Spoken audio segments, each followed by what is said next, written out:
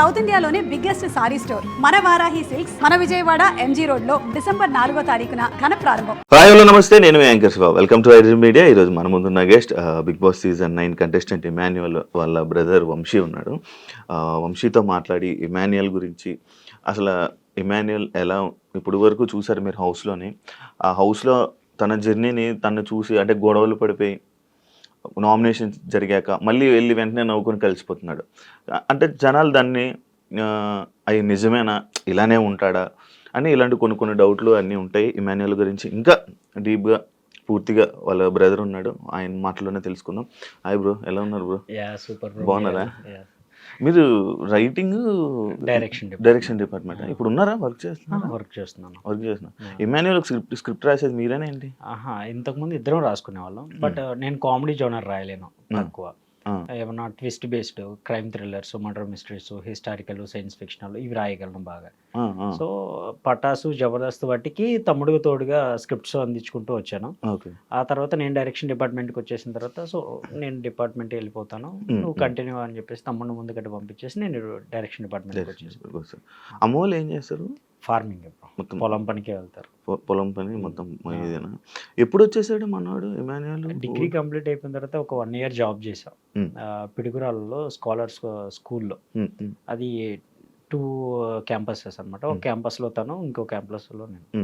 So అక్కడ చేస్తూ ఉండగానే పటాస్ ఆడిషన్స్ అని యూట్యూబ్లో అడ్వర్టైజ్మెంట్, ఆ అడ్వర్టైజ్మెంట్ చూసి నేను షిఫ్ట్కి వెళ్ళేసి వచ్చేసరికి మనోడు రీల్ చేసేసి ఆల్రెడీ పెట్టేశాడు.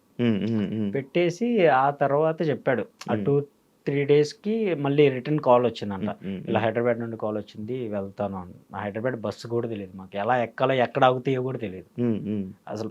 పల్లెటూరు లేదంటే గుంటూరు, నర్సరావుపేట వెళ్ళటమే కాలేజెస్కి అంతంత మాత్రం.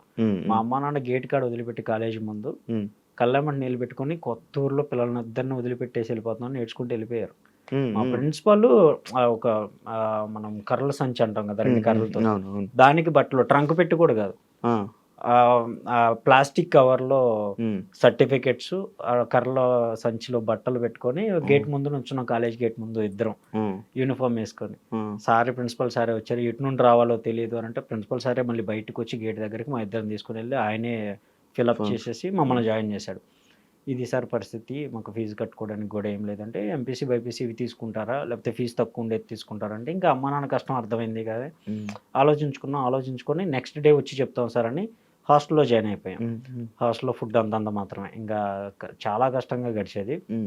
బట్ ఇంటికాడ వస్తువులు పడుకునేవాళ్ళం, కనీసం హాస్టల్లో టైం టు టైం ఏదైనా పర్లేదు ఫుడ్ దొరికేది. సరే అని చెప్పేసి హాస్టల్లో టైం స్పెండ్ చేస్తూ ఉండేవాళ్ళం. ఇంకా కాలేజ్ లైఫ్ అలా హ్యాపీగా రన్ అవుతుంది. మధ్యలో క్యాటరింగ్స్ అని మా కష్టార్జితంతో మేము ఫీజులు కట్టుకోవడం, సమ్ టైమ్స్కి ఫీజులు లేకపోతే ప్రిన్సిపల్ సార్ దగ్గరికి వెళ్ళి నుంచునేవాళ్ళం. ఆయనే లేదు పాపం, ఆయన చాలా మంచివారు.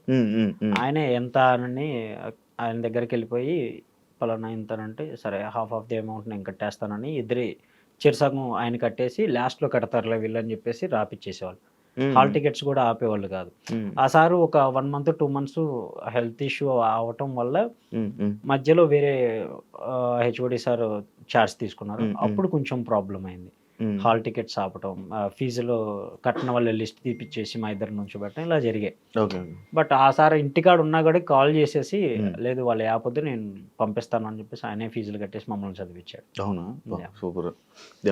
అది ఈ ఇండస్ట్రీకి అని ఎక్స్పెక్ట్ చేశారు అసలు మీరు? లేదు, అసలు మాకు ఈ జోనరే తెలియదు, అసలు ఇటువైపు వస్తావని ఎక్స్పెక్ట్ కూడా చేయలేదు. మాదంతా చిన్న లోకం బ్రో. అమ్మ నాన్న వెళ్తే పొలం పని, లేదా ఏదైనా సరే పనికి వెళ్తాం, సాయంత్రానికి 200 వస్తే 200, 300 వస్తే 300 తీసుకొచ్చి అమ్మ నాన్న చేతిలో పెడతాం, లేదా చదువుకోవటం, ఇంకెంతకు మించి తెలియదు. డిగ్రీ అయిపోయిన తర్వాత ఈ సర్టిఫికెట్స్తో ఏం చేయాలనేది కూడా మాకు తెలియదు. మేము చేసింది BCA, bachelor computer applications. Computer మీద ఎలాంటి జాబులు ఉంటాయో కూడా తెలియదు. జిరాక్స్ షాప్లో పని చేయాలనుకున్నాం, కంప్యూటర్ చదువుకుంటే జిరాక్స్ షాప్లో పని చేయాలేమో, అంటే జిరాక్స్ షాప్లో సిస్టమ్స్ అవి ఉంటాయి కదా, ఓకే ఇది చదువుకోవటం వల్ల జిరాక్స్ షాప్ పెట్టుకోవచ్చు, ఆ నాలెడ్జ్ అప్పుడున్న స్టేజ్లో అంతే నాలెడ్జ్ మాది. ఓకే, మా అమ్మ వాళ్ళు అడిగితే ఇది చదువుకోవటం వల్ల ఏమవుతుందంటే జిరాక్స్ షాప్ పెట్టుకోవచ్చామా, దాంట్లో ఉంటాయి కదా, అండ్ ఫోటోలు తీస్తారు కదా, వాళ్ళ దగ్గర కూడా ఫోటోలు ప్రింటింగ్ తీయచ్చు అంటే, మంచి జాబ్ ఏనయ్యా. అది అప్పుడు చాలా ఎక్కువ అన్న, నిజంగా చాలా ఎక్కువ. ఓకే, నా కొడుకు ఫోటోషాప్ పెట్టుకోవచ్చు, ఏదో ఒకటి జిరాక్స్ షాప్ పెట్టుకుంటే రోజుకి ఎట్లేదన్నా ఒక 200 300 కూర్చొని సంపాదించుకుంటారు, 200 కూర్చొని సంపాదించుకోవడం వాళ్ళకి చాలా ఎక్కువ అనిపించింది. సో ఆ స్ట్రాటజీ నుండి చిన్న చిన్నగా ఒక చిన్న ఇంటర్వ్యూకి వెళ్తే కంప్యూటర్ ఆపరేటర్గా ఉంది అని అన్నారు. ఏం వర్క్ సార్ అంటే, క్వశ్చన్ పేపర్స్ సార్స్ ఇస్తారు రాసి, డైలీ స్టూడెంట్స్కి ఏవో ఒక టెస్టులు జరుగుతాయి, ఆ క్వశ్చన్స్ పేపర్స్ ఇచ్చేవాళ్ళు, మేము టైప్ చేసి ఇచ్చేవాళ్ళం. నైట్ అంతా కూర్చొని అందరు సార్స్ అందరు వెళ్ళిపోయిన తర్వాత టెస్టింగ్ ఉంటుంది, టైపింగ్ టెస్టింగ్ ఉంటుంది. ఆ యాప్ ఇన్స్టాల్ చేసుకొని దాంట్లో పోటీ పడి టైప్ చేసుకునే వాళ్ళం. మాకు టైపింగ్ రాదు, బట్ చేసింది అదే కాబట్టి ఓకే ఇంటర్వ్యూలో సెలెక్ట్ అయ్యాను. ఈ జాబ్ పోగొట్టుకోకూడదని వాళ్ళందరూ వెళ్ళిపోయిన తర్వాత సిస్టమ్స్ లాగిన్ అయిపోయి టైపింగ్ నేర్చుకున్నాం. 1 వీక్లో ఫుల్ ఆఫ్ స్పీడ్ టైపింగ్ నేర్చుకున్నాం. తెలుగు టైపింగ్ కావాలన్నారు, హిందీ కావాలన్నారు, అన్ని లాంగ్వేజ్ యూట్యూబ్లో చూసే నేర్చుకున్నాం. కాలేజీలో నేర్పించింది ఏం లేదు, కాలేజీలో సర్టిఫికేట్స్ ఇచ్చేసి ప్రశాంతంగా మీరు బయటికి పోండి అని అన్నారు. అంతే. అంటే మేము వెళ్ళలేదు, మాకున్న సిచ్యువేషన్లకి బయట పనులకు వెళ్ళిపోయి నైట్ టైం వచ్చి చదువుకోవడం అంతంత మాత్రం. సో యూట్యూబ్లో చూసి మిగతావన్నీ గ్రాప్ చేసుకొని అక్కడ బాగా సర్వే అవుతున్న టైంలో ఈ ఆఫర్ వచ్చింది. ఓకే. సో తమ్ముడు వెళ్ళిపోతాను అన్నప్పుడు ఇంకా నేను ఒక్కడనే అయిపోయా. వాడిని వదిలిపెట్టి అసలు 1 డే కూడా ఉండేవాడిని కాదు. ఆఫ్టర్నూన్ 3 కిలోమీటర్స్ నేను నడిచి వెళ్ళాలి, 3, 4, 5 కిలోమీటర్స్ ఈజీగా ఉంటుంది మా క్యాంపస్కి ఆ క్యాంపస్కి. 30 రూపాయలు ఛార్జ్. ఆ 30 రూపాయలు ఉంటే ఏదో ఒకటి ఖర్చులకు ఉంటే, సబ్బులకో షాంపూలకో ఉంటాయి అని చెప్పేసి ఇయర్ ఫోన్స్ పెట్టుకొని నడుచుకుంటూ వెళ్ళిపోయేవాడిని. మధ్యలో ఎప్పుడైనా గుర్తొస్తే క్యాంపస్కి సంబంధించిన ఫోన్ నుండి వీడికి ఫోన్ చేసి వాడి దగ్గర ఉంచేవాడిని మొబైల్. ఇద్దరు కలిపి ఇండస్ట్రీకి వచ్చి జబర్దస్త్లో ఫేమ్ అయిన తర్వాత 2 మొబైల్స్ కొన్నాం. అప్పటిదాకా కూడా సింగిల్ మొబైలే, ఇద్దరం ఒకటే మొబైల్. నా ఫ్రెండ్స్ ఫోన్ చేసినా అరే మీ వాడు ఫోన్ చేశాడు అని, నేను మళ్ళీ వాడి దగ్గరికి వెళ్ళినప్పుడు ఫోన్ మాట్లాడటమే తప్ప ఏముండేది కదా. నా పక్కన ఉన్న ఫ్రెండ్స్కి ఫోన్స్ ఉండేవి, వాడి దగ్గర ఫోన్ పెట్టి వాడు ఎప్పుడైనా చేయాలనుకుంటే వీళ్ళకి ఫోన్ చేసేవాడు, వీళ్ళు నాకు ఇచ్చేవాళ్ళు. ఆ టైంలో గర్ల్ ఫ్రెండ్ లేదా? ఇప్పటికే లేదు. మనోడికి ఉన్నారు. అప్పుడు కాదు, ఇప్పుడు ఉన్నారు. ఇప్పుడు వచ్చారు, అప్పుడు లేరా? అప్పుడు లేదు. బేసిక్గా మనం ఉన్న డ్రెస్సింగ్ సెన్స్ కి ఎవరు దేకరు బ్రో, అది ఫ్యాక్ట్. అలాగే లేదు అది అంటే మనం అనుకుంటాం కానీ మంచి మనసు ఉంటే లేకపోతే నిజాయితీగా ఉంటే, ట్రూగా ఉంటే అస్సలు కాదు. నీ డ్రెస్సింగ్ సెన్స్, నీ వాక్ ఆఫ్ వే, నువ్వు ఏ స్టేజ్లో ఉన్నావు ఇదే చూస్తారు. ఇన్ఫ్యాక్ట్ మేము వచ్చినప్పుడు ఈ పటాసులు ఇవన్నీ చేసినప్పుడు కూడా ఓకే, మేము ఏంటి ఒక పర్సన్తో మాట్లాడితే మేమేంటనేది అర్థమైపోద్ది. అంత మాత్రాన లవ్ చేస్తాం అది అస్సలు కాదు. ఒక బండి కావాలి, ఒక కారు కావాలి, మరి అవన్నీ చూసే లవ్ చేశారు. ఎగ్జాక్ట్లీ. ఇప్పుడు గర్ల్ ఫ్రెండ్ ఉంది అనగానే అమ్మాయి ఫోన్ చేసి ఒక చాక్లెట్ అడిగితే ఇద్దరు మొఖాలు చూసుకోవాలి. నా దగ్గర డబ్బులు లేవు, నీ దగ్గర డబ్బులు అవసరం, మన మొఖాలకి అని. ఎవరన్నా ఫోన్ చేసిన ఆర్టిస్టులు అక్క అనేసేవాళ్ళు. మన పల్లెటూరు మైండ్ సెట్ చెప్పక్క అనేవాళ్ళు. ఇంకా అప్పుడు మనకి ఎవరు పడతారు? అలాగే అంటే ఇప్పుడు ఇమాన్యుయల్ కూడా అలాగే పడ్డారంటవా? ఆల్మోస్ట్ మేము అందరం అక్క అక్క అనటం వల్ల అప్పటి వరకు ఎవరు పడలా. ఆ తర్వాత కొంచెం మేము సంపాదించుకోవటం. సో అటు సైడ్ నుండి వచ్చిన ఒక ఆఫర్ తన్ని ఇంప్రెస్ చేసింది. ఆ ఇంప్రెస్ కాస్త వాళ్ళిద్దరి దగ్గర అయ్యి మూవ్ ఆన్ అవుతూ వచ్చారు ఇక్కడ వరకు. ఎవరెవరో వీడియోలు పెట్టేసి ఈమెనే గర్ల్ ఫ్రెండ్ అన్నారు ఏంటి? నాకు ట్యాగ్ చేస్తున్నారు పైగా. తనంటే లోపల కూర్చున్నాడు, ఇమ్మాన్యుయల్ వాళ్ళ గర్ల్ ఫ్రెండ్ ఇలా ఉంటది అని చెప్పేసి రీల్స్ పెట్టేసి ఫేక్ ఫొటోస్ పెట్టేసి నాకు ట్యాగ్ చేస్తున్నారు, స్టోరీస్ మెన్షన్ చేస్తున్నారు. నేను డైరెక్ట్గా ఆ ఐడియాలకే నీకు అన్నం పెడతాను రా అయ్యా, అమ్మాయి కాదయ్యా పాపం. ఆ అమ్మాయి వైరల్ అయ్యింది అనుకోండి, ఆ అమ్మాయికి ఏమన్నా ప్రెషర్ పెరగచ్చు. సో అలా నేను వాళ్ళ మెయిన్ ఐడియాకే పెట్టేసి కామెంట్లో కూడా పెట్టేస్తున్నా, ఈ అమ్మాయి కాదు, it's a fake news, please don't spread this అని చెప్పేసి పెడుతున్నాను. కామెంట్ చూసిన వాళ్ళు కూడా మరి ఎవరు ఏంటి మాకు ఫోటో చెప్పొచ్చు కదా, ఫోటోకి ఏమైంది? బేసిక్గా చెప్పడానికి ప్రాబ్లం ఏం లేదు. ఇప్పుడు నేను ఇమాన్యుయల్ వాళ్ళ అన్నగా తెలుసు కాబట్టి నేను బయటికి వెళ్తే ఇంకో 4 గుర్తుపడతారు, ఓకే. బట్ అమ్మాయి బయట ఎక్కడికైనా వెళ్ళి ఫర్దర్ స్టడీస్ చేయాల్సిన అమ్మాయి, తను అక్కడికి వెళ్ళిన తర్వాత ఏదైనా ఫేస్ చేయొచ్చు. సో అందుకోసం అంతే, ఇంక వేరే ఉద్దేశం ఏం లేదు. రివీల్ చేయకపోవడానికి కారణం అయితే అదే. రివీల్ చేయరు ఇంకా లాస్ట్ వరకు.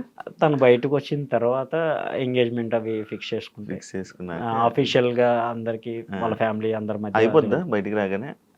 మోస్ట్లీ అనుకుంటున్నా. చుట్టాలా? లేదన్నా, ఇండస్ట్రీ కూడా కాదు, డాక్టర్. తను ఎంబీబీఎస్ కంప్లీట్ చేసుకున్నాను. అవునవును చెప్పారు కదా, మర్చిపోయినా. డాక్టర్ ఓకే, బాగానే కలిసారు. ఇంతకు ముందు మీరు వీడియోలు చేసేవాళ్ళు కదా, కామెడీ వీడియోలు ఫోన్లోనే, టిక్టాక్ వీడియోలు అవి ఈ మధ్య బాగా వస్తున్నాయి.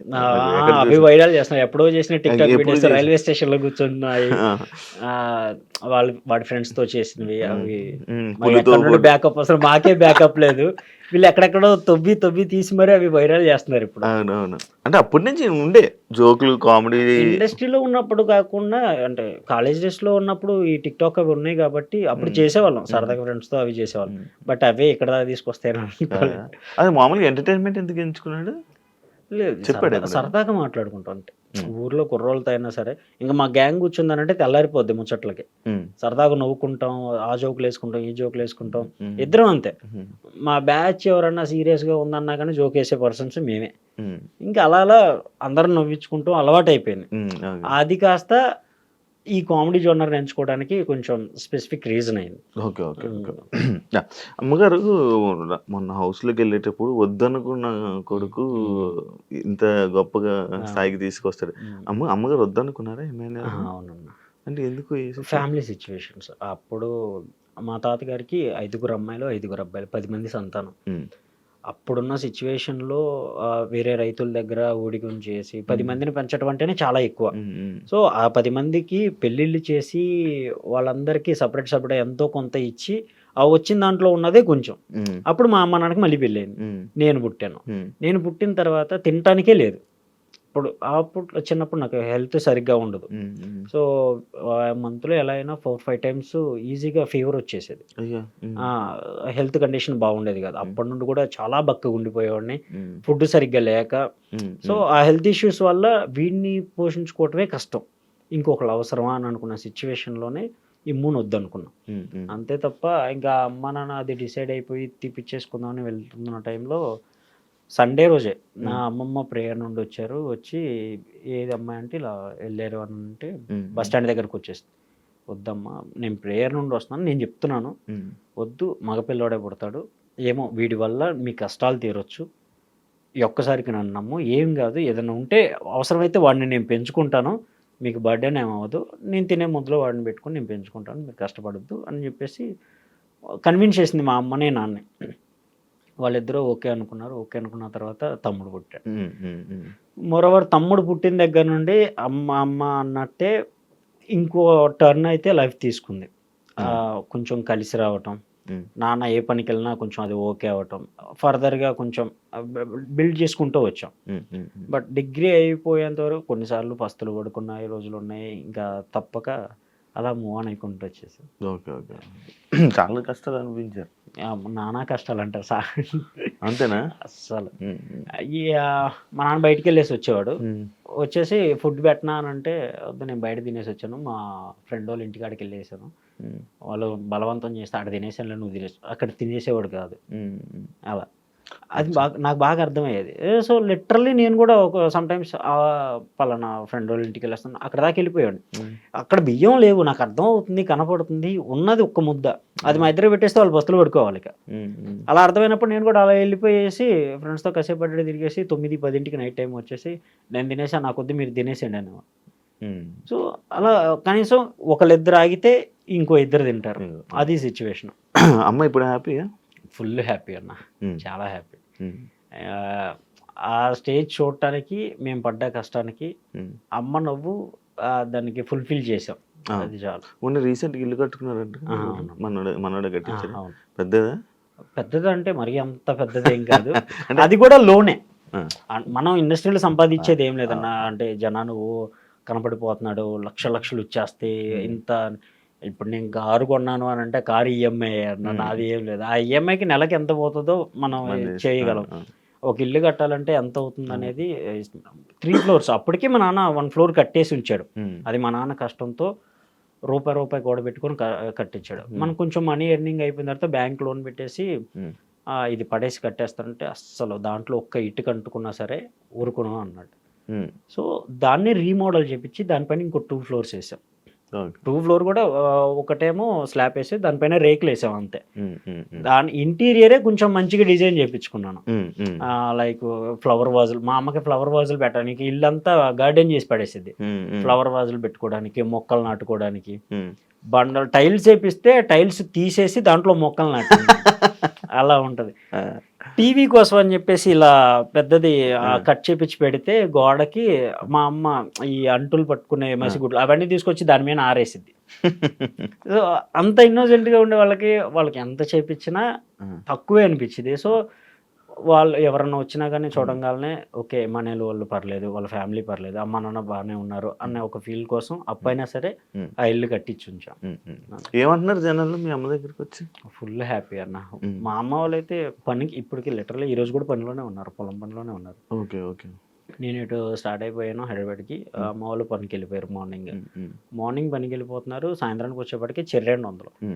లిటరల్లీ మేము ఎంత సంపాదించుకున్నా తినటానికి ఉన్నాయి, హ్యాపీగా వాళ్ళు తిని కూర్చోవచ్చు, అందులో ప్రాబ్లం ఏం లేదు. ఈరోజు కష్టపడకపోయినా వాళ్ళు హ్యాపీగా ఉండొచ్చు అని అనుకున్నా కానీ వాళ్ళు ఉండరు. అలవాటు అయిపోయింది. ఇంట్లో ఉంటే బోర్ కొడుతుంది, ఏం చేయాలి, పద్దాకలా టీవీ చూస్తా కూర్చోవాలి, ఏదో పేషెంట్ కూర్చున్నట్టు కూర్చోవాలి. మా వల్ల కాదు, మాకు ఓపిక ఉన్నంత వరకు మేము కష్టపడతాం. మా ఓపిక అయిపోయింది ఇంకా మా వల్ల కావట్లేదు అంటే అప్పుడు ఇద్దరు ఉన్నారు, ఎప్పుడు చూసుకున్నా మాకు హ్యాపీ అని చెప్పేసి వదిలేస్తారు. ఇంకా వాళ్ళని మేము కూడా రెస్ట్రిక్ట్ చేయలేం, సరే వెళ్ళండి అని.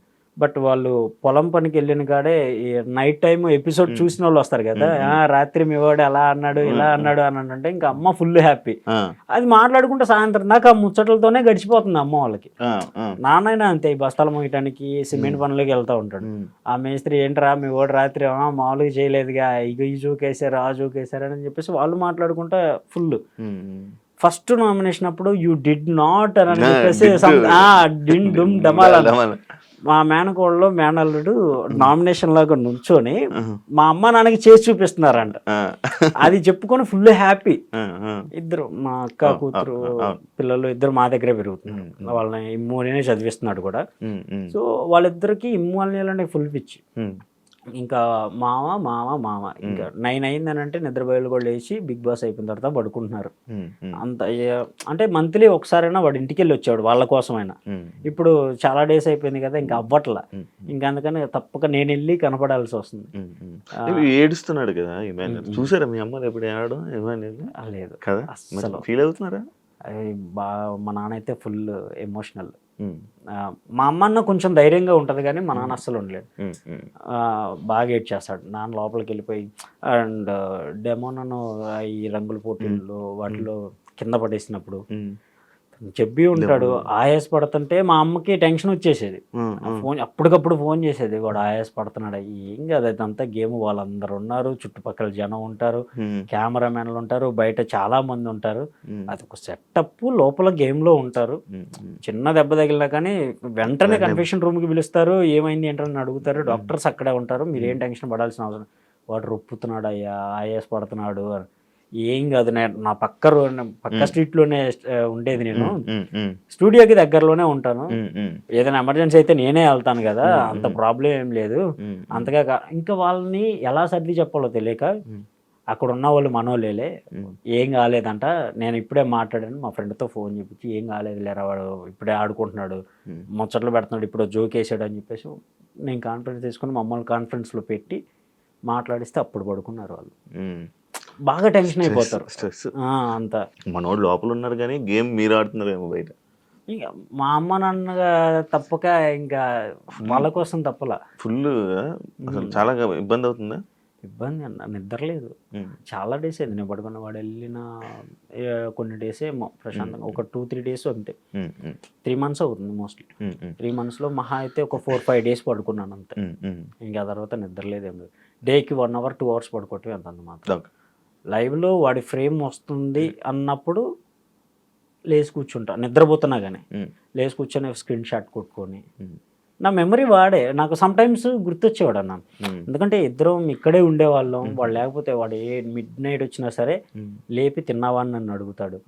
వాడు వచ్చి పడుకుంటే కాలు నొప్పులు పడుతుంటే నేను కాలు నొక్కుంటా కూర్చునేవాడిని. వాడిని అంత బాగా పెంచుకున్నా. వాడికి దూరంగా ఉండేప్పటికీ నాకు నిద్ర పట్టట్లా సరిగ్గా. సో సమ్ టైమ్స్ ఇంకా midnight 3కి 4కి స్టూడియో ముందుకు వెళ్ళిపోయి సమ్ ఫీలింగ్ ఆఫ్ ఆరా అన్న ఫీల్ అవుతానని స్టూడియో చుట్టుపక్కల ఒక రౌండ్ వేసి ఎర్లీ మార్నింగ్ వెళ్ళిపోయి చాయ్ తాగేసి ఆడ కూర్చునేవాడిని. బ్రదర్ బాండ్ ఇంకెంత బాగుంటుంది నిజంగా అన్న. అసలు ఉండేవాడిని కాదు, అసలు ఉండలేకపోయా. ఫస్ట్ 4-5 weeks అయితే ఫుల్ ఏడ్ చేసా కూడా, అసలు ఉండలేకపోయా. నాకు వాడంటే చాలా ఇష్టం అన్న. చిన్నప్పటి నుండి వాడిని నేనే పెంచుకున్నాను. మా నాన్న ఒక్క మాట అన్నా కానీ ఊడుకున్నాను. వాడు అన్ని దూల పనులే చేస్తాడు, అన్ని దూల పనులే చేస్తాడు. లిటరలీ ఇక్కడ దెబ్బ ఉంటుంది. చిన్నప్పుడు బెచ్చెలు ఆట ఆడుతుంటే రాయి తీసుకుని నన్నే కొట్టాడు. నా తల పగలు కొట్టి నాకన్నా ముందు ఇంటికి వెళ్ళి అన్నయ్య కింద పడ్డాడు, తల పగిలింది, వాడు అన్ని దూల పనులు చేస్తాడు. మళ్ళీ నా మీదే రిటర్న్ కంప్లైంట్. ఇంటికి వెళ్ళిపోయేపటికే మా నాన్న వాడు చెప్పింది పక్కా నమ్మేస్తాడు. ఏం జరిగిందని కూడా అడగకుండా చెత్త కొట్టేశాడు నన్ను. ఆ తర్వాత నా పక్కకు వచ్చి కూర్చొని చెకోడీలు ఇస్తా, కానీ ఏం కాదు తిను నీకోసమే ఉంచాను